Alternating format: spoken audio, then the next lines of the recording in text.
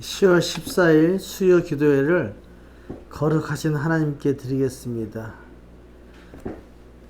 오늘 우리에게 주신 말씀은 사사기 2장 1절서부터 5절까지 말씀을 서로 교독하도록 하겠습니다. 제가 1절 말씀이 있습니다. 여호와의 사자가 길갈에서부터 복임으로 올라와 말하되 내가 너희를 애굽에서 올라오게 하여 내가 너희의 조상들에게 맹세한 땅으로 들어가게 하였으며 또 내가 이르기를 내가 너희와 함께한 언약을 영원히 어기지 아니하리니 너희는 이 땅의 주민과 언약을 맺지 말며 그들의 제단들을 하라 하였거늘 너희가 내 목소리를 듣지 아니하였으니 어찌하여 그리하였느냐. 그러므로 내가 또 말하기를 내가 그들을 너희 앞에서 쫓아내지 아니하리니 그들이 너희 옆구리에 가시가 될 것이며 그들의 신들이 너희에게 올무가 되리라 하였노라. 여호와의 사자가 이스라엘 모든 자손에게 이 말씀을 이름해 백성이 소리를 높여 운지라. 그러므로 그것을 이름하여 복임이라 하고 그들이 거기서 여호와께 제사를 드렸더라. 아멘. 이스라엘 백성이 가나안 땅을 정복하고 나서 큰 틀로 보면 성공입니다. 그러나 각 지파별로 자기에게 주어진 그 기업을 그 땅을 위해서 싸워서 정복해야 됩니다. 그렇게 보면 사실은 성공했지만 성공이 아닌 겁니다. 지금도 진행되고 있는 겁니다.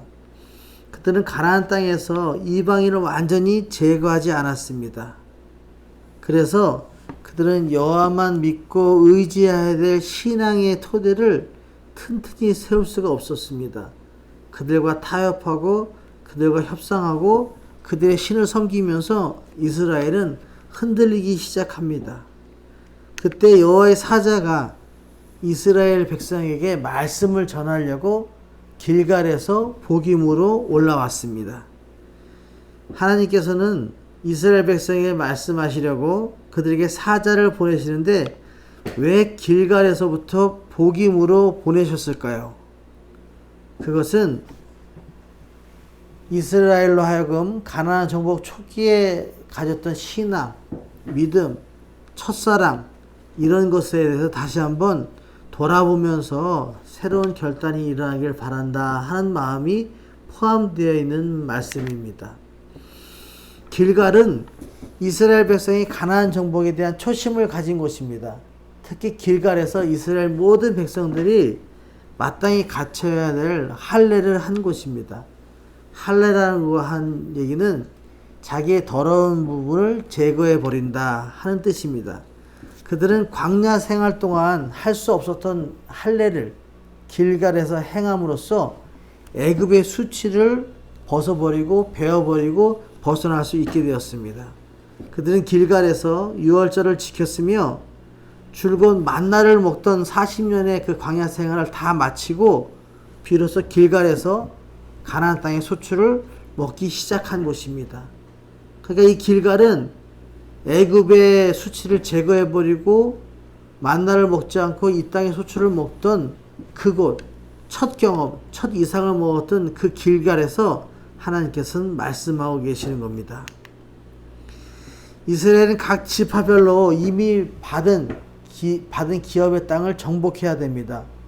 그러나 베냐민, 므낫세, 에브라임, 스불론, 아셀, 납달리 이런 지파 등은 가나안 땅을 내어쫓지 못했습니다. 특히 단 지파는 아모리 족속에게 쫓겨나서 산지에 갇히게 됩니다. 사사기 1장 34절에 보면 아모리 족속이 단 자손을 산지로 몰아놓고 골짜기에 내려오기를 용납하지 아니하였다 하는 얘기는 아모리 족속이 단 지파를 산지로 몰았고 산에서 못 내려오고 산에서 살고 평지로 못 내려오게끔 탁 막았다라고 얘기합니다. 그러니까 한마디로 얘기하면 아모리 족속의 땅을 정복하지 못했고 단지파가 쫓겨났다라고 말씀드릴 수 있습니다. 이렇게 자기가 기업으로 받은 땅을 정복해서 자기 땅으로 만들어야 되는데 지금 그렇지 못하고 있다는 겁니다. 만나 시대, 광야의 40년 시대를 다 지키는 이런 사람들이 다 세상을 떠났습니다. 이제 가나안 시대, 가나안 땅에 들어와서 이스라엘 믿음이 광야 시대보다 더 못한 그런 모습으로 바뀝니다. 믿음이 지금 흐려지고 있습니다. 그들은 하나님의 말씀을 청정하지 않았고 심지어 바알과 아스타롯을 섬기면서 이방인의 신을 따르면서 그들에게 절을 하였습니다. 이런 모습은 사사기 2장 11절에서 13절에 그렇게 기록하고 있습니다. 12절 말씀 읽습니다. 애굽 땅에서 그들을 인도해내신 그들의 조상들의 하나님 여호와를 버리고 다른 신들 곧 그들의 주위에 있는 백성의 신들을 따라 그들에게 절하여 여호와를 진노하게 하였으되 곧 그들이 여호와를 버리고 바알과 아스타롯을 섬겼으므로. 이렇게 바알과 아스타롯을 섬기고 여호와를 버리면서 하나님께서 진노하셨습니다. 그래서 이렇게 잘못된 길을 가고 있는 이스라엘 백성에게 여호와의 사자를 보내서 너희들이 지금 잘못되고 있다. 잘못돼 가고 있다. 믿음, 조상들로부터 받은 믿음을 지키지 못하고 흐려지고 있다. 그리고 지금 너희들이 믿음을 잃고 있다라고 지적하면서 이렇게 말씀하십니다. 이방인들의 신과 이방인들이 너희 옆구리에 가시가 되고 올무가 될 것이다 라고 그렇게 분명한 말씀을 하십니다. 왜 잘못됐느냐는 얘기를 분명히 하고 계십니다. 2절 3절 말씀을 우리 다 같이 한번 읽어보겠습니다. 시작. 너희는 이 땅의 주민과 언약을 맺지 말며 그들의 제단을 헐라 하였거늘 너희가 내 목소리를 듣지 아니하였으니 어찌 그리하였느냐. 그러므로 내가 또 말하기를 내가 그들을 너희 앞에서 쫓아내지 아니하리니 그들이 너희 옆구리에 가시가 될 것이며 그들의 신들이 너희에게 올무가 되리라 하였노라. 왜 너희들의 옆구리에 가시가 되고 올무가 되냐면 내가 너희들을 그 이방인들과 이방신들을 쫓아내지 않겠다는 거예요. 왜냐면 내가 얘기했잖아. 그 주민과의 언약을 맺지 말고 그 제단을 헐어버리라고 얘기했는데 듣지 않았기 때문에 하나님께서는 좋아 그러면 그 제단은 그대로 놓고 그 이방인들 그대로 놓고 너희들이 쫓아내려고 해도 못 쫓아내게 하겠다. 그래서 평생 너희들이 옆구리에 가시가 되고 그 너희들의 못 쫓아냈던 그 신이 너희들의 올무가 될 것이다 라고 분명히 말씀하고 계시는 겁니다. 이렇게 너희들이 한 것이다. 내 말 안 들었으니까 너희들이 옆구리에 가시가 되고 올무가 될 것이다 라고 이렇게 말씀을 선포합니다. 와서 선포하는 그 여호와의 말씀을 여호와의 사자가 전하는 모습을 듣고 이스라엘 백성을 어떻게 했냐면 4절에 보면 이렇게 했습니다. 한번 읽어볼게요. 시작.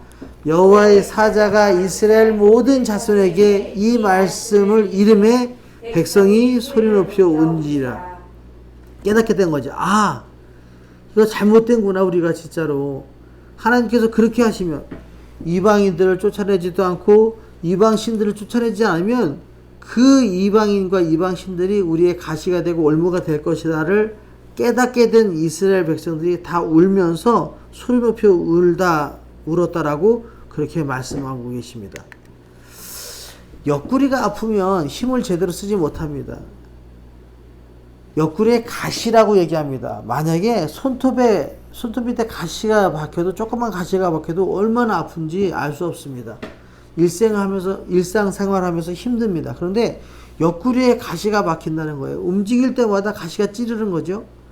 옆구리나 허리가 아프다면 힘의 근원이 병들었다는 뜻입니다. 여호와의 사자가 이방인이 이스라엘 옆구리에 가시와 올무가 되겠다라고 말씀하셨을 때 이스라엘 백성이 울었습니다. 그러자 이스라엘의 울음에는 회개와 새 삶의 결단이 담기지 않았습니다. 그러니까 막 울면서 하나님 이걸 제거해 주십시오라고 얘기를 하지만 그들의 마음속에는 진정한 회개와 내가 그렇게 살겠다, 하나님의 말씀을 의지하겠다, 이런 것들이 다 결여된, 없어진 그런 상태의 회개였다는 겁니다. 그들에게는 지금까지의 잘못을 하나님께 회개하고 하나님 내가 뼈저리게 반성합니다, 새로운 길을 가겠습니다라는 확고한 결단이 없었다는 겁니다. 이것이 문제입니다. 이스라엘의 약한 믿음과 결단 없는 울음을 보면서 우리는 회개하고 결단해야 됩니다. 이스라엘이 뻔하지 않습니까? 저렇게 되면 그 다음에 너무도 힘들 것을 우리는 알고 있는데 이스라엘 백성들은 모릅니다. 이스라엘 백성들의 모습을 보면서 우리가 지금 우리의 모습을 결단해야 됩니다. 다시는 하나님의 말씀을 잊지 않고 우상을 섬기지 않고 하나님만 의지하며 살겠다. 그래서 하나님을 믿는 가정의 문화를 만들겠다. 이런 결단이 이뤄야 되는데 지금 이스라엘 백성들은 울기는 울었지만 확실한 결단이 없답니다. 그래서 길갈의 마음으로 다시 믿음의 초심으로 돌아가서 새로운 가나안 삶에 나아갈 때 내가 다시는 이 가나안 땅에서 하나님의 말씀만 의지하며 살겠습니다 하는 결단이 있어야 된다고 성경은 우리에게도 말씀하고 계십니다. 눈물만의 후회가 아니라 병든 믿음의 삶을 회개해야 됩니다. 그리고 더욱 하나님의 말씀을 듣기에 온 마음을 다하고 하나님의 말씀을 마음에 새겨서 그 말씀으로 삶의 변화를 이뤄나가는 결단이 일어나야 됩니다. 빌립보서 2장 11절에 이렇게 말씀하십니다. 모든 입으로 예수 그리스도를 주라 시인하여 하나님 아버지께 영광을 돌리게 하셨느니라. 그러면 우리가 하나님께 영광 돌리는 삶을 어떻게 살아가는 거냐라고 물으면요, 이 말씀 안에 답이 있습니다. 하나님께 영광 돌리는 삶은 우리의 입으로 예수님이 나의 그리스도이십니다. 나를 구원할 자입니다. 나의 주인입니다. 라고 고백하는 겁니다. 아무리 어렵고 힘든 상황 속에서도 우리에게 능력 주시고 은혜를 베풀어 주시는 예수님이 나의 주인입니다. 라고 고백하는 순간 우리 앞에 있는 모든 문제들은 다 해결된다고 그렇게 말씀하십니다.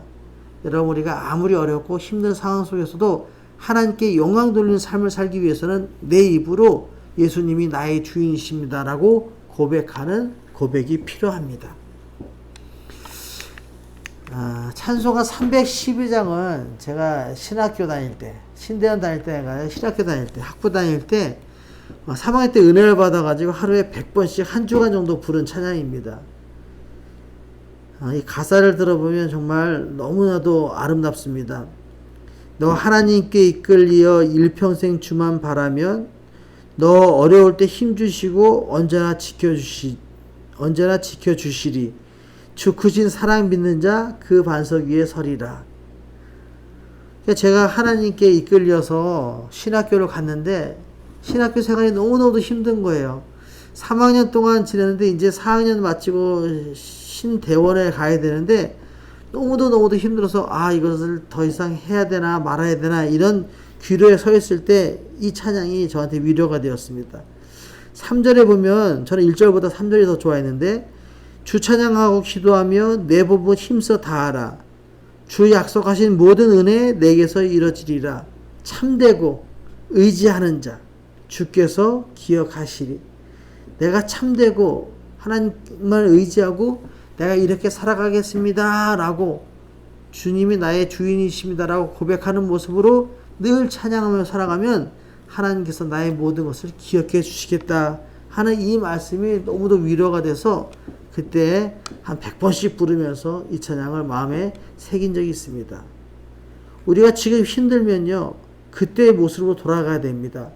이스라엘 백성들이 믿음이 약해지면서 다시 길갈로 가서 길갈의 첫사랑의 예수님을 만나고 하나님께서 말씀하신 그 말씀을 받았던 그 장소로 가서 다시 새로운 결단이 일어난 것처럼 우리도 힘들고 지칠 때 하나님께서 나에게 주셨던 그 찬양과 그때를 생각하면서 살아가면 아무리 어려워도 하나님께서 우리에게 힘 주시고 능력 주시겠다. 그 약속하신 말씀을 이루어 주실 저희들 분명히 믿습니다. 적용입니다. 내가 믿음을 시작하는 시기 그리고 자리는 어디입니까? 라고 얘기하면 저는 신학교 3학년 때라고 말씀드릴 수 있습니다. 그때 제가 하나님이 나의 주인이십니다 라고 고백하면서 내가 하나님만을 모시고 살기로 결단합니다. 그 전까지는 아버지의 하나님을 믿고 살았습니다. 그러나 이제 아버지의 하나님이 아닌 내 하나님을 내가 내 마음속에 모시고 살기로 결단한 시기가 신학교 3학년 때였습니다. 2번, 지금까지 신앙생활 해오면서 믿음의 지경이 얼마나 넓어졌습니까? 내 지경은 나만 믿고 살았습니다. 그런데 이제 가족이 생기면서 내 가정도 나의 지경입니다. 우리 교회도 나의 지경입니다. 한 이 정도입니다. 그런데 어렵고 힘든 상황 속에서 초심을 잃고 살아갈 때가 가끔가다 있습니다. 그럴 때는 초심을 잃지 않기 위해서 그때를 생각합니다. 모든 일에 주님이 나의 주인이십니다. 그래서 하나님께만 맡기로 살겠습니다. 라고 그렇게 결단하는 그 시기로 돌아가서 다시 마음 먹습니다. 하나님, 우리 가족이, 우리 교회가 초심을 잃지 않고 하나님만을 나의 주인으로 섬기며 내가 살겠습니다. 착하고 의롭고 진실하게 살아가겠습니다. 이런 모습으로 하나님께 영광 돌리겠습니다. 라고 고백하면 새로운 힘이 일어날 것이라고 그렇게 성경은 우리에게 말씀하고 계십니다. 늘 내 신앙 초심의 자리인 길갈로 돌아가서 새로운 믿음으로 결단해서 이 모든 어려움을 이겨내서 승리하는 저와 여러분의 삶이 되시기를 예수님의 이름으로 축원합니다. 아멘. 기도하시겠습니다. 사랑과 은혜 하나님 감사합니다. 초심을 잃어 세상의 문화에 젖어 믿음이 약해질 때 우리는 다시 길갈로 돌아가야 합니다. 이스라엘 백성들이 애굽에서 종 노릇하다가 출애굽해서 길갈에서 할례를 행함으로써 애굽의 수치를 벗어버렸습니다. 이제 각자 맡은 기업을 취하기 위해 전쟁으로 승리하려는데 오히려 쫓겨나고 절망합니다. 이때 이스라엘 백성들이 다시 길갈에서 믿음을 회복하고 나가게 됩니다. 우리도 믿음이 약해질 때 처음 사랑을 회복하게 하시고 다시 열정으로 내가 있는 자리에서 최선을 다해 하나님께 영광 돌리는 삶을 살아가게 주님 인도해 주옵소서. 그래서 우리 가정, 우리 교회의 새로운 문화를 만들어 세상에 선한 영향력을 끼치는 우리 모두가 되게 주님 인도해 주옵소서. 감사드리며 예수님의 이름으로 기도드립니다. 아멘. 주님과 하신 기도로 예배를 마칩니다. 하늘에 계신 우리 아버지, 아버지의 이름을 거룩하게 하시며 아버지의 나라가 오게 하시며 아버지의 뜻이 하늘에서와 같이 땅에서도 이루어지게 하소서. 오늘 우리에게 일용할 양식을 주시고 우리가 우리에게 잘못한 사람을 용서해 준 것 같이 우리 죄를 용서해 주시고 우리를 시험에 빠지지 않게 하시고 악에서 구하소서. 나라와 권능과 영광이 영원히 아버지의 것입니다. 아멘.